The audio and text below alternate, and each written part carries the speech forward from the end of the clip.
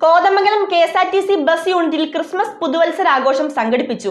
Antony John MLA പുതുവത്സരാഘോഷങ്ങൾ ഉദ്ഘാടനം ചെയ്തു. Kothamangalam KSRTC യൂണിറ്റിൽ ക്രിസ്തുമസ് പുതുവത്സരാഘോഷങ്ങൾ സംഘടിപ്പിച്ചു. ആന്റണി ജോൺ MLA ക്രിസ്മസ് ആഘോഷം ഉദ്ഘാടനം ചെയ്തു.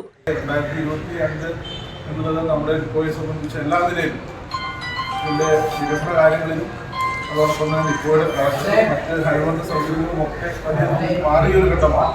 2026 ആ നിലയിൽ KSRTC യൂണിറ്റിന് വളരെ മെച്ചപ്പെട്ട നിലയിലുള്ള ഒരു വർഷമായി തീരട്ടെ എന്ന് കൂടി ആശംസിച്ചുകൊണ്ട് എല്ലാവർക്കും ക്രിസ്മസിൻ്റെയും ന്യൂ ഇയറിൻ്റെയും ആശംസകൾ നൽകുന്നുണ്ട്. ഒന്നും നന്ദി.